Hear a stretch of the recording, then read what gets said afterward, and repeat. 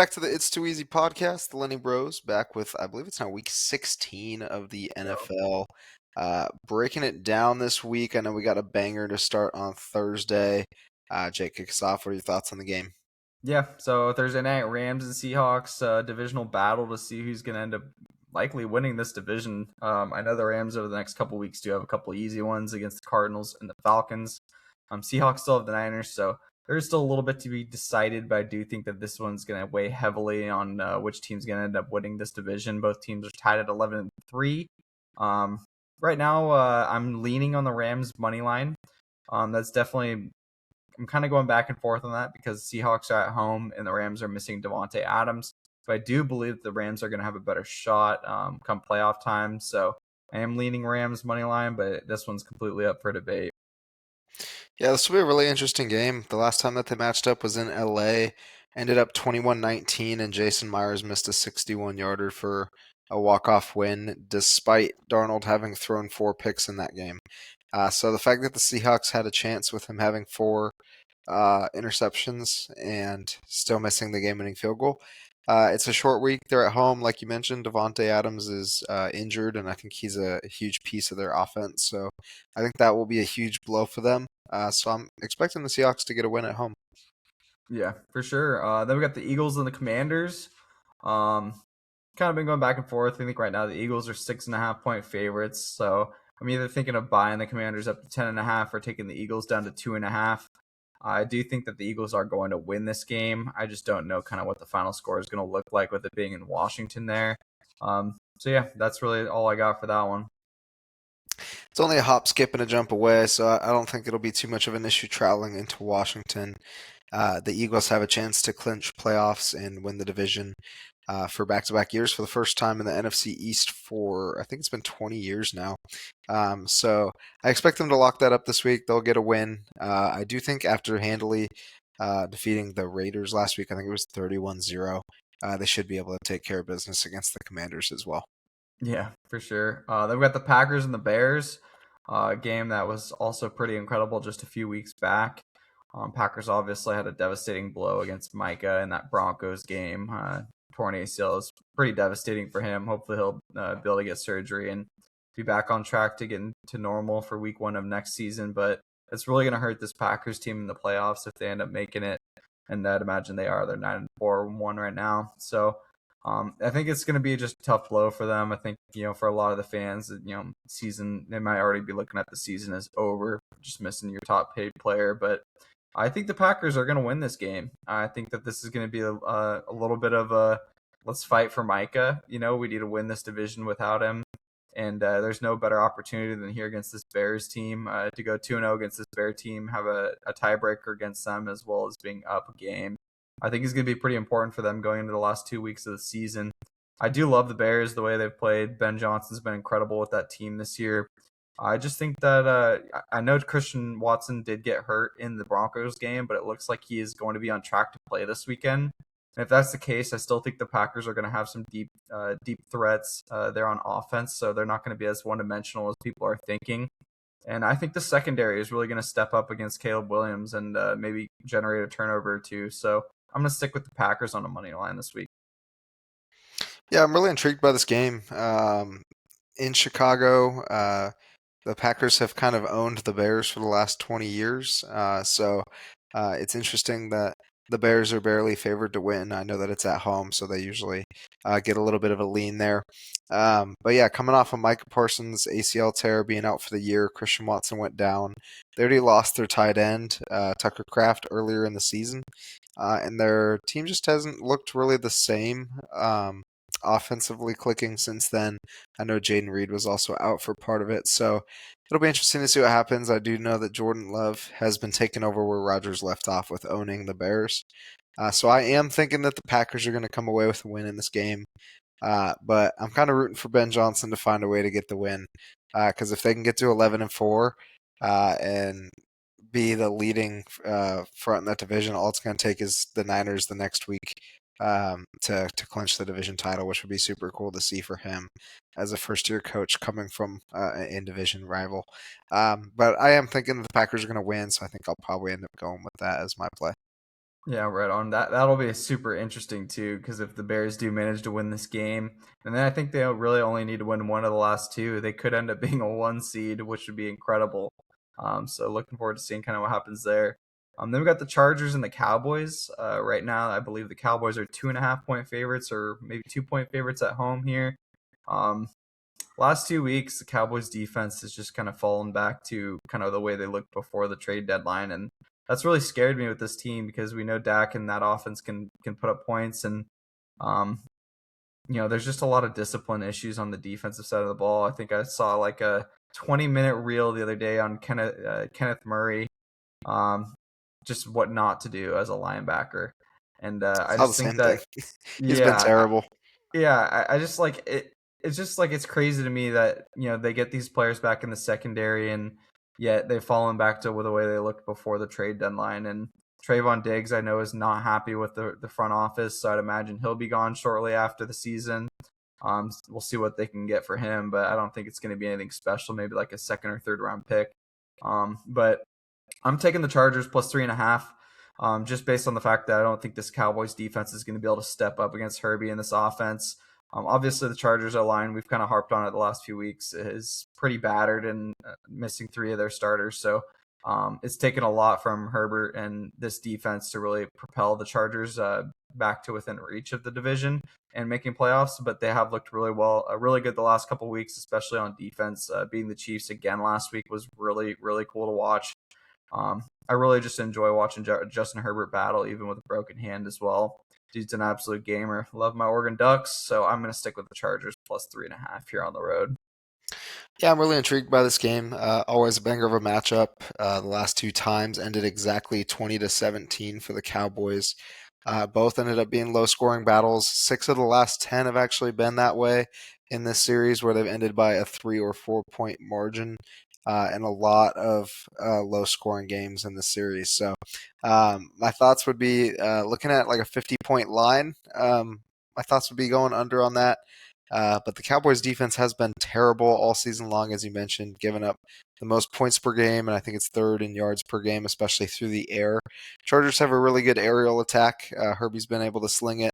He's got Ladd. He's got Keenan, who's been a stud for so long, and has a lot of incentives also for his bonuses this week between touchdowns and yards. And then Gadsden's really taken off as a good tight end for them as well. So it's been fun to kind of watch him develop.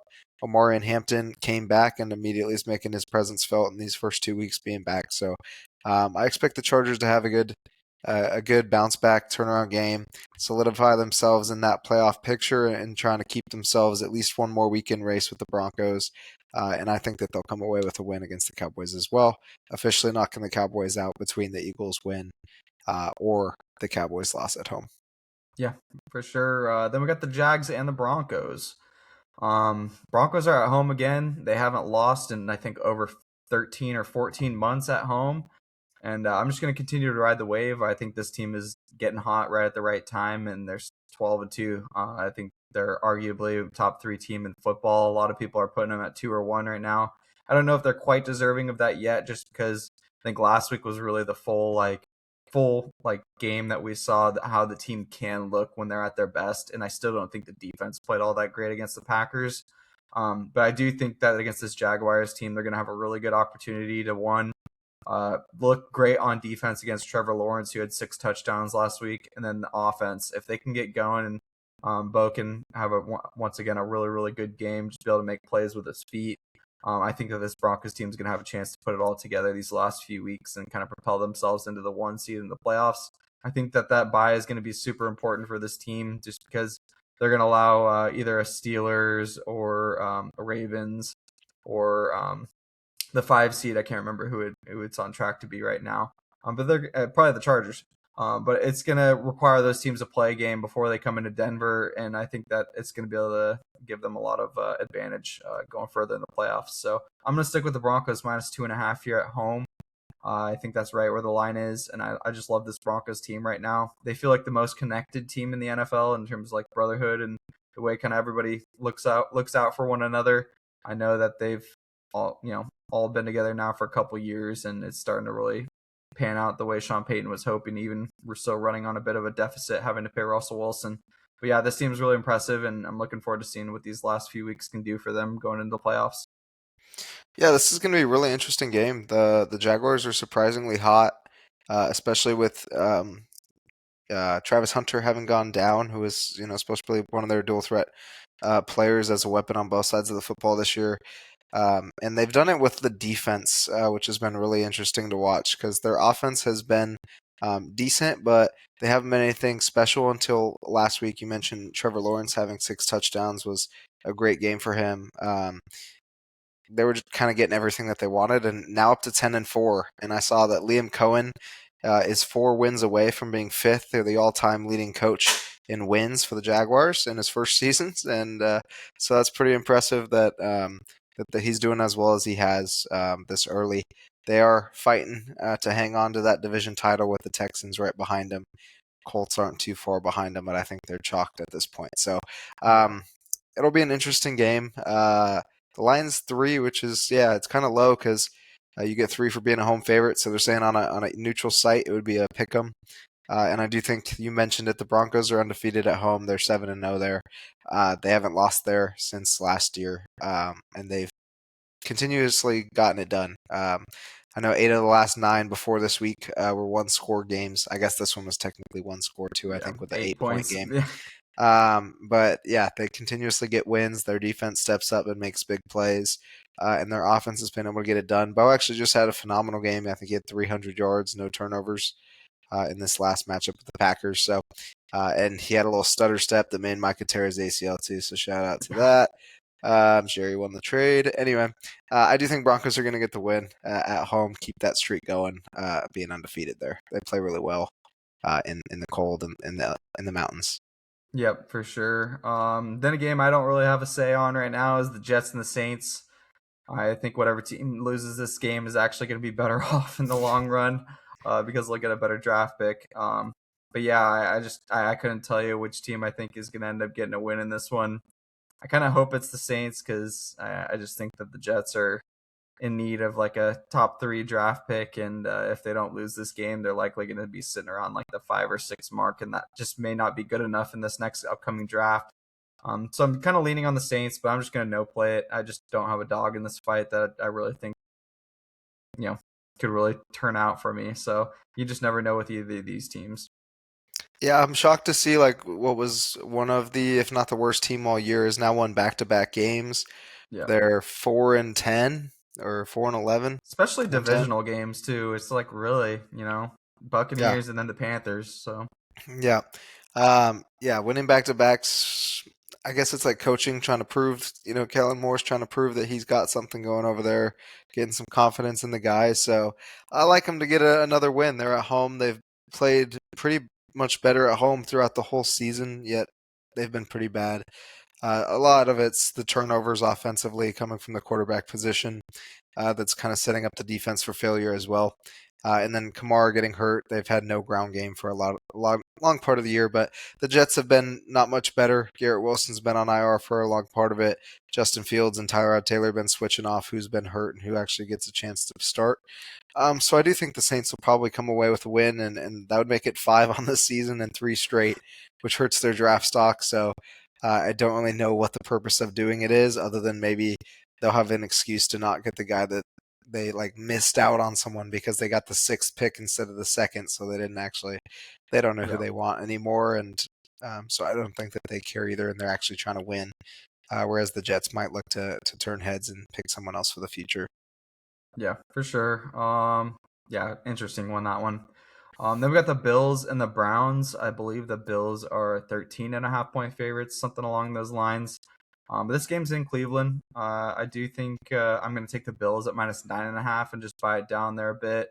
I think that Cleveland's obviously been better with Shador, but he had a bit of a rough week last week. I think under 50% completion and 3 turnovers all through the air. So it was a bit of a rough week for him. I expect him to have a little bit of a get back week, but it's just going to start with running the ball for the Browns. So that's the main reason I'm going to buy the Bills down to 9.5. They were able to manufacture a comeback from being down 21 to the Patriots last week, and I think that was a big confidence booster for that team. I still think, as I've said all season, that defense is a little bit fraudulent, so you just don't know exactly what's going to happen with them in the postseason. But no, with no Mahomes in the playoffs, I think most people are thinking that this is the Bills' best chance. So if that's the case, then they need to play really well these last few weeks and just kind of solidify their team camaraderie and the way they play as a team for this playoff run.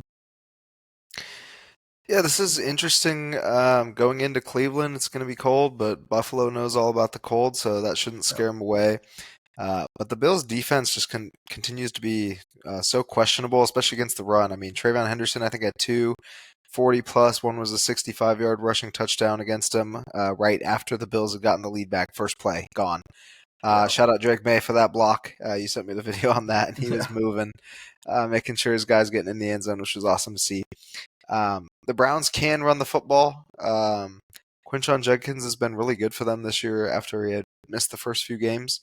And now Shador's been hit and miss, but they've been able to move the ball, I'd say, more effectively than most of the rest of the year. And so I wouldn't be surprised if they kept it close. It does seem like a really high line for a low expecting score of 41 points as the line right now.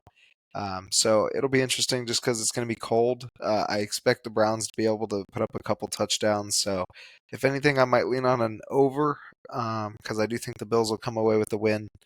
Um, but I might also buy up the Browns to around 17 points. I think they should be able to cover three scores as well. Yeah, for sure. I think that's definitely a pretty safe play there with them being at home as well. Myles Garrett's going to be chasing a sack record, so that'll be pretty fun to watch as What is he, well. 1.5, 2.5 away? Yeah, 1.5, I two know he and a has half, somewhere 21 right and a there. half. I forget if the record's 23 or 24. Yeah, but yeah, that'll be super exciting to watch. He's going to have to get after Josh Allen. They've got the Chiefs and the Titans. Obviously, we all saw Mahomes go down. Prayers up to him. It does look like he's going to try and make himself available for week 1 of next year, which is a good thing. And the surgery went really well. They actually had the Cowboys doctor perform the surgery, and he's well known to be one of the best doctors in the entire nation. So hopefully Mahomes' recovery goes really well.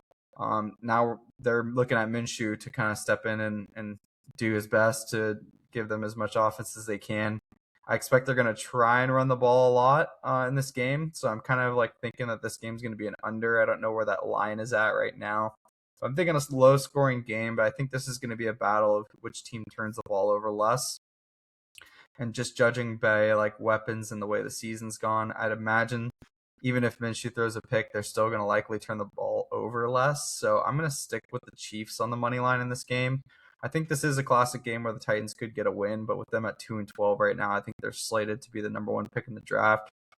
So wouldn't be the worst thing to lose this game as well. But yeah, I just think this Chiefs defense is going to be able to give Cam Ward a lot of issues. That offensive line's been pretty hit or miss the entire year. And they obviously have not looked great on the defensive end of the ball. So if the Chiefs can run the ball at all, then they should be able to come away with a win here. I think I'm going to take the Titans to win here, or at least cover three, maybe four, depending on where that line falls at. I think it'll be an interesting game, like you said. No Mahomes, and so I don't know what the Chiefs have to prove at this point. They already know that they're missing the playoffs, and it might be at best at this point to just tank so that they have a better chance at getting Travis Kelce's replacement, which is going to be Kenyon Sadiq out of Oregon. He's a stud, best tight end in the draft, and they expect him to go around the 17-18 position. Chiefs are already 6-8, so if they can even be 7-10, then they should have a good chance at being right around that 17 mark to get the guy that they want. So I don't know how much they're really going to try into these games, especially going on the road. Whereas the Titans, I feel like, are trying to get some confidence and prove going into next year that they have something with Cam Ward, and that they shouldn't give up on him despite the fact that they know they need more weapons and better coaching. So I do think the Titans are going to come out with something to show and come away with a win. But I don't expect Gardner Minshew to be a slouch and go out there and not sling it either because he's always been a baller. So I think it'll be an interesting game to watch, despite the quarterback play. Yeah, for sure. And then we got another fun one, the Vikings and the Giants. Um, I think we're again kind of on opposite sides of thinking on this one. Vikings just had a big win against that Dallas defense, and I'm expecting that to give them a lot of confidence here on the road against the Giants. And it just seems that when NFC teams out of division end up playing the NFC East, they end up just running the table. So I'm going to stick with the Vikings on the money line. I think they have a lot of confidence now. JJ is going to be able to build off of that last week and kind of prove that he's a little bit better of a quarterback than Jackson Dart. I don't expect it to be the prettiest of games just because both these defenses can look really good when they want to. But I just think the Vikings defense on occasion, Vikings defense on occasion has looked a tad bit better than the Giants defense. I just think that the Giants defense just doesn't really play with a whole lot of togetherness. Like I just don't think they all feed off of each other and really bounce off of each other really well on the defensive end of the ball. I think it's just kind of a lot of individual players that get paid, and it doesn't really mesh really well. So I'm going to stick with the Vikings. I think the scheme is going to be a lot better on the defensive and offensive side. With both those coordinators and head coach and Kevin McConnell, I just expect the Vikings are going to be a little bit better coached, and that'll will them to a win here against the Giants. Yeah, I have been impressed by JJ McCarthy the last 2 weeks, and I'm sure that they're going to hope that that continues for these final 3 weeks of the year, just so that they can go into next year with confidence, knowing what they have, and that they don't need to replace it already. Because he'll have officially a full season under his belt after missing his rookie year. So it'll be interesting to see what they do. He's still got weapons galore. Like I don't expect the Giants to hold Jettas to 2 catches for 20 yards like he just had against the Cowboys. So he should be able to break out more than that. On the other side, the Giants have a much better front four, especially bringing pressure after what we just watched. There was nothing coming pretty much that whole game from the Cowboys side. So he had all the time in the world to either scramble or make a play or wait for somebody to get open. And you'd mentioned Kenneth Murray being horrendous. Like he didn't do anything the entire game, and he was just kind of watching guys run by and then realizing that that was who he was supposed to be guarding. So I don't think we'll have that same issue with the Giants. They obviously are 2-12, I believe, or 2-11. But they've been in a lot of close games. I think Jackson Dart kind of has something where he's like, hey, I still want to go out and win. I want to compete. We've seen him use his legs a lot throughout the season, and I think he's going to be able to do that against the pressure that Flores is going to bring. Should open up a little bit more the rest of the game. And Javonte Williams was pounding the rock for about 10 a carry the whole game, and the Cowboys never fled from the run game, which was actually nice to see despite losing. That we were running the ball really well, and I think Tyrone Tracy and Dart combined, both of them should be able to use the ground game to keep the game interesting, and I do think that they might come away with a win, and that would be my play. Right on. Then we got the Bucks and the Panthers. This is a battle for that NFC South division.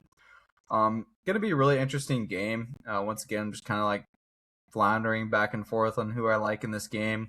I'm just gonna stick with the Bucks just because they've kind of been a team that have been all over this season. Obviously, the last 6-7 games has not been incredible for them. Just a lot of injuries, and the defense has not performed the way I was really expecting them to step up come later in the season. But they've gotten a lot of their guys back. I think that Ibuka is going to have a big week this weekend, so I'm expecting him to either go over on yards, receptions, or touchdowns, somewhere in there, if not all three. I think that this is going to be a good chance for him to kind of prove his point on how good of a player he is, and there's no better time to do it than when you're fighting with a rival for a playoff spot. So, and I also just think the Buccaneers are going to be a better shot in the playoffs going against either the Seahawks or the Niners. I think they beat both those teams earlier in the season, so it's a game I'd much rather see in the playoffs for a 4-5. So I'm going to stick with the Bucks on the money line. I'm going to take the Panthers in part because I lived there, so I'm a little biased. It's not too far away. But also, they have the Seahawks next week, which I think is going to be an L for them. Seahawks have been playing really good football, and so I don't expect them to get that win. So I think if they win this weekend and lose the next, that'll put them at 8-8 for a rematch of this game in Week 18. Which I think would be super fun. Whereas the Bucks have this, and then I think they play like the Cardinals or the Dolphins or something along the lines there, where they should get another win. So if they lose this week, win the next week, we'll have a battle, something to talk about in Week 18. So I do think the Panthers. They've also been playing a lot better at home. They've been able to run the football really well throughout the course of the year, and the Bucks' defense has been really bad this year. Surprisingly, letting them down in a lot of different games. mentioned the receivers being good. I think the Panthers defense has been excelling in the pass game, especially in the latter half of the season. They've been getting a lot of takeaways, getting pressure quickly on the quarterback. And Baker, after getting hurt, I think it was against the Rams, hasn't looked 100%. So if they can get a takeaway or two, should be able to at least keep it interesting. They played better at home as a whole. So I think I'm going to take the Panthers this week. Yeah, right on. Then we move on. We got the Bengals and the Dolphins. Another bit of a stinker, honestly. But I'm just going to ride with Joe Burrow. He's my guy. I think the Bengals are going to be the better team in this game. They obviously looked terrible last week, losing 24-0 to the Ravens. So they need a little bit of a bounce back. I think if they end up losing two out of their last three, I think there's a real shot that their coach could end up being on the chopping block. But I don't think this team has anything to do with coaching. I think it just has to do with how bad this defense is. So I hope that Zach Taylor manages to keep his job, but he's clearly not the same without Joe Burrow because they were just losing every game big. So hopefully the Bengals can figure it out and get this win against the Dolphins. Dolphins are starting Quinn Ewers, so that is going to kind of amplify my pick a little bit. I do think the Bengals will be the better team with Joey B at quarterback. Dolphins defense actually has not been bad the last 5 or 6 weeks since they went on this little run of theirs. But I just think that Joe Burrow is going to be a little bit too much for them this week. Yeah, it comes down to me, Joe Burrow versus Quinn Ewers, and for me, that's no question. So I'm going to go with the Bengals to get a win here. I'm intrigued to see what happens because, like I said last week, Joe Burrow in his interviews kind of seemed like he didn't care anymore and kind of already gave up on what's been going on. And after dropping 33 against a Bills team, he went and scored 0 against the third worst scoring defense in the league in Baltimore. In a division rival, like with the Ravens fighting for playoff hopes, and they laid an egg, which was really sad to watch. So I hope that they haven't fully given up, and he's still trying to. Obviously, it looks like the fun's kind of taken away from the game for now, but he should be able to go out there and sling it. He's got two of the best receivers in the game. Chase Brown's been decent for them on the ground throughout the season, so they should be able to get it done against Quinn Ewers. Yeah. Waddle and A-Chain have been great all year, and as long as Waller's been healthy, he's been a touchdown machine. So Dolphins also play better at home. It'll be interesting to see if they put up a bit of a fight for Quinn, and if not, then I'd love to see Zach Wilson get in there and get a shot to sling the rock. For sure. Because the Bengals defense is terrible, so I think they should be able to score. But I don't really trust Quinn Ewers to go get a whole lot of points, so we'll see. Yeah. Then we got the Falcons and the Cardinals, another game that I could really care less about. Just gonna go basically what I did on this previous game. I'm just gonna take Kirko Chains. He's got something to prove. I still think that Kirk belongs in this league. I don't think he's going to be a top 15 or top 20 quarterback, but he's definitely a top 25 quarterback still. The way he played last week against the Bucs was pretty inspiring. I thought they looked really good on the offensive side of the ball. I think Kyle Pitts had 3 touchdowns, so would love to see some green slips with the Kyle Pitts 3 plus touchdowns. That would be pretty insane. I think it was like plus 3,500 or plus 5,000, something along those lines, which is pretty insane. But yeah, I think the Falcons are just going to be the better team here. I don't know what kind of spiraled with the Cardinals, considering they looked really good in that Cowboys win, and then just haven't looked good since. But I think Kyler Murray is likely going to want out after this year, what's kind of been happening there. So it'll be interesting to see kind of what develops with this Cardinals team and if they can get any sort of value for that Kyler Murray trade on the horizon, and who they might bring in to kind of support this team. I do think they're still a really young team, so they do have a lot to figure out still. But I think they just need the right leaders on the offensive and defensive side of the ball. I have liked a lot of their draft picks the last 2 or 3 years, so hopefully they can kind of continue that this next year and just find some of those leaders that they need. But for now, I just think that Kirk's got a little bit more to prove than this team, so I'm just going to stick with Kirko Chains and the Falcons minus 2.5.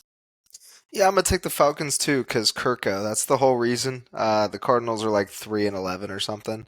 Haven't been special all year. I think their coaching has been really bad all year, and then Kyler's been out for most of the year yet again.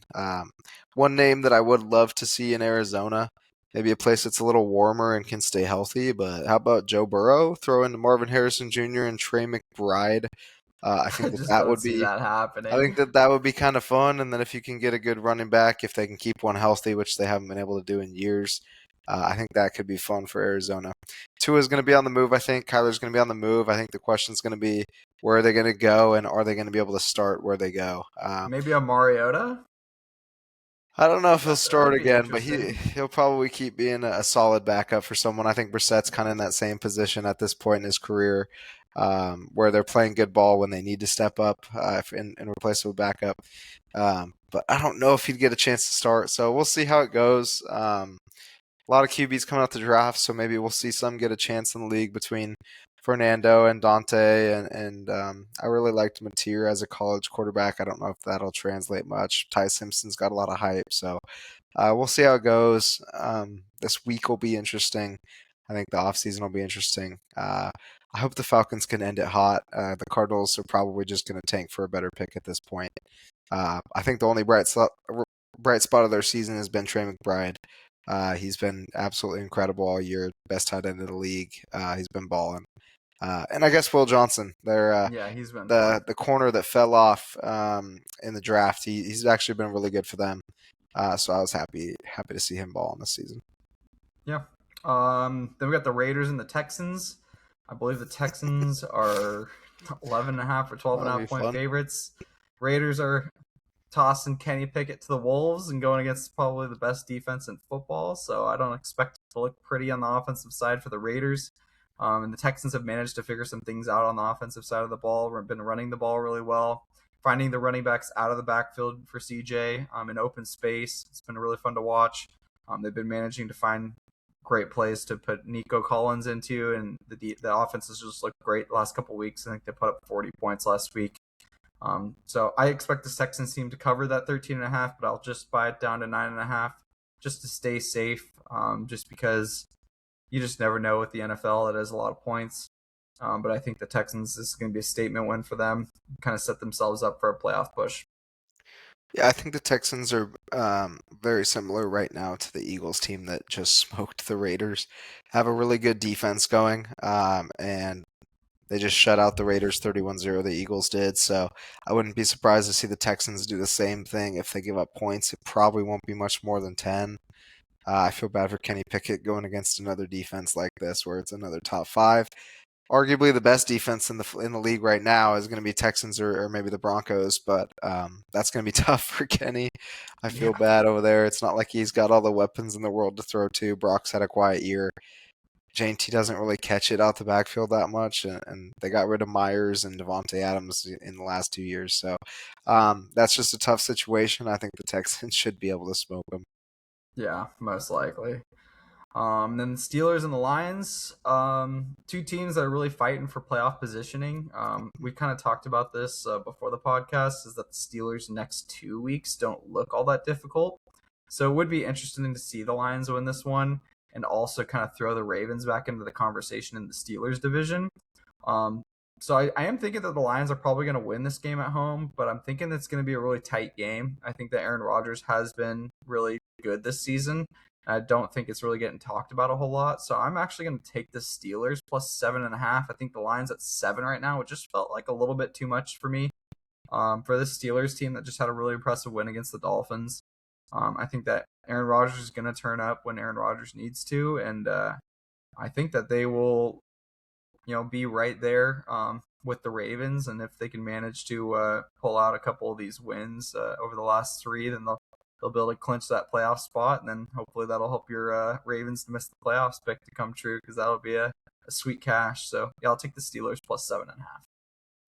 Yeah, even if the Steelers lose the next two, if they beat the Ravens in the final week, they'll be 9-8, and the best that the Ravens could do is 9-8. So they really only have to win one more. The next two don't necessarily matter unless they win them both and the Ravens lose one, and they have a tough game this week. So it'll be interesting. Steelers, I don't think will fly flat on their face, but I do think the Lions play really well at home. They've been good like that for a few years, really since Dan Campbell got there. Their team's been turning it around the last few weeks. Obviously, last week was against the Rams, but they looked good. Like, Yeah. if it wasn't the Rams, I think they probably would have beaten any other team that was in the NFL this week. They looked really good all the way through. Ended up losing by 7. They kind of fell apart in the third quarter, which is what cost them the whole game because they played 3 good quarters of football and got outscored 17-0 at one point in the third. So that was tough for them. Rams obviously started with the ball the second half, so that, they can control the clock, get the points in the end zone, and the Lions can't allow that. But they've been looking pretty good over the last couple weeks, and I think that they should be able to get a big win for themselves. They're, I think, still on the edge as the 7 or the 8 seed on the NFC side of the picture. I believe they're the 8 seed right now, and so they need to keep winning, and they need to hope that the Packers or Bears drop a couple, or the Niners or something like that. So I think that they're at least going to take care of their business being at home. Uh, I do think they'll probably win by at least a touchdown. But who knows? Both these defenses started out as like expected to be top, 5 or 10 defenses in the league, and they've actually both been really around the 20 range. So Yeah. nothing too special. But I'm not necessarily seeing a shootout either. But I do think the Lions will come away with a win. Yeah, for sure. Yeah, that the NFC picture is looking crazy because that NFC West Both with the sides are really. yeah, I yeah, mean, the Colts are like the 9 seed, I think, now at 8 and yeah, 5, so that's yeah, tough for 8 and them. 6, yeah. And then you got the NFC West with the Niners, Rams, and Seahawks. They're all going to make it in. So it's a matter of which team, the Bears or the Packers, is going to be the 7th seed. So really interesting to see that kind of how that's all shaken up. Then we got the Patriots and the Ravens. Did just talk briefly about the Ravens. Had a nice win last week against the Bengals, 24-0. Had probably my favorite play of the week, which was the Kyle Van Noy interception where he hands the ball to Gilman. He runs it back for the score. Just a super veteran play. I really like that's got to be one of the plays of the year for sure in my book. Love Kyle Van Noy. The dude's still doing it, I think, at like 38, 39 years old, and showing why he deserves it. This Ravens D has looked a lot better since they got Lamar back. It feels like they found something to play for. So I think that this is going to be a really, really tight game. I expect that this will come down to a last-minute field goal or a last-minute score for either side. So with the Patriots getting 3 or 2.5, I'm going to buy it 3.5 and just take the Patriots. I think they're still in a battle to see if they could secure that 1 seed in the AFC. Just because with that team, with how young they are, a 1 seed, getting a bye in that first round and then going into having home field advantage is going to play a huge part for them going forward. So I'm going to take the Patriots at plus 3.5 just because I know that they're still looking to try and make moves on that 1 seed. But I do think the Ravens are going to be a really good team at home and a really good test for them, kind of pushing towards the end of the season here. Yeah, this is an interesting game. The Ravens need it to stay alive in the playoff picture, and then the Patriots need it to try and have a chance at the 1 or the 2 seed there. Um, I'm going to take the Ravens to get it done because they're at home, 1. But 2, I really don't love anything I've seen. I mean, the Patriots have beat who's in front of them, but they haven't really beat good teams. And even the Ravens, I think, are 6-7, so it's not like they're a phenomenal team. They've been really hurt throughout the year, especially defensively. That defense is starting to turn around, so I think it'll be a question mark to see who comes to play this week. But the Ravens' offense is also starting to get going. It's been really weird to see Derrick Henry and his impacts on the game because I feel like a lot of games I watch and he has 8 carries or 10 carries or 6 carries, and I'm like, what happened to giving the guy 25 carries? I know he's getting old and Yeah. up there, so that's probably part of it. But I'm seeing a lot more Keaton Mitchell, and I'm seeing a lot less of Lamar taking off with his legs this year, which I think has been an interesting thing to note as well. So I think Lamar gets to using his legs. I think Derrick Henry's able to pound the rock, and I think the Ravens are going to come away with a win just because they're at home. And we'll see what happens with the Patriots. I think that they're really well put together, but I think they've only beat 3 teams that were over 500 all year. One of which was the Bills game, which they probably should have won again this weekend, but that's usually their Yeah. Super Bowl is that matchup for the conference. So I haven't been too impressed by anything to say that they should just come out and smoke the Ravens on the road. Yeah, for sure. And then the final game on Monday night, we got the Niners and the Colts. Colts are at home. Old They're man eight and Phillip, six. let's Yeah, go. I mean they once again really need a win to keep themselves in the playoffs. But I think their fan base is already kind of looking past that. This team is looking pretty chalked with the rest of the schedule. The Niners now they've got all their guys back and are looking incredible, even without having Bosa and Warner in the secondary. The Niners look like a very scary team to play in the playoffs. So I'm going to stick with the Niners minus 2.5 here. I believe they might be a little bit more favored, but I'll buy it down to 2.5. I do think this is going to be a battle of two good defenses, but I just expect the Niners are going to be able to generate a few more turnovers, and Purdy's likely going to be able to get the ball to some playmakers at some point throughout this game. He's still got Kittle. He's still got McCaffrey. Juwan Jennings has looked pretty good, and they've had a couple other breakout players that have really looked good in the absence of Ayuk and some of their other receivers. So I think the Niners are a little bit better put together. And I think McCaffrey is going to be able to take over a little bit more in this game, catching the ball out of the backfield and running the ball versus Jonathan Taylor. I think the Colts are going to be a little bit more one-dimensional. So I'll stick with the Niners minus 2.5, and I may take that down to the money line, but we'll see kind of how it looks before the game. Yeah, I like that play as well. I watched that entire Colts versus Seahawks game, and Phillip Rivers looked horrendous. And yet they should have won the game with what he produced for them, which is, I think, really a shout out to that Colts defense and what they were able to do, showing up and shutting down the Seahawks from the start. Every hit was huge. Like they had some fire lit under them. They found a way to get the ball into the end zone a couple times, or I think twice in a field goal, or maybe a couple field goals and at least one passing touchdown in the first half. And I don't think that Phillip Rivers is going to be able to sit in there with Greenlaw coming off the edge or through the middle or Diamador Lenoir like coming up and just popping him. Like I think he's basically done. He tripped and fell on himself out there twice that I remember watching. Got back up and then just went to the ground because he knew he was taking a sack either way. And it was uncaused, like unforced. It was just old age. His knees didn't bend the way he thought they would, and he went down. So I think that's going to be too hard to overcome. I know that they're at home and it's a long flight, so maybe Jonathan Taylor's able to break a few that keeps the game interesting. But I do think the Niners are going to come away with a big win, keep themselves alive as well for that potential 1 seed and a chance to even win the division there. And the Colts will probably get eliminated with a loss here, so we'll see how it goes. Yeah, most likely. I feel bad for Colts fans because they had such a bright start to the season, and then to just wind up not making the playoffs just goes to show how competitive the NFL is this year. But yeah, that's gonna wrap it up for the slate this year. Oh, and Dre Greenlaw is actually on the Broncos now, so just added more depth to that team. But still, the Niners are just massive on the defensive side of the ball. But yeah, no, that's going to wrap it up for this week at NFL. Really appreciate all the support we've received throughout the season. We'll continue to get you guys some more plays kind of going through the postseason. If you didn't get a chance to see our CFB College Football Playoff Round 1 picks, feel free to check into the video from last week. They are there, I believe, at the start of the video. And also we've been putting on some timestamps now. So feel free to use those as well to check out our CFB picks from last week. And yeah, we'll see you guys back next week for NFL Week 17.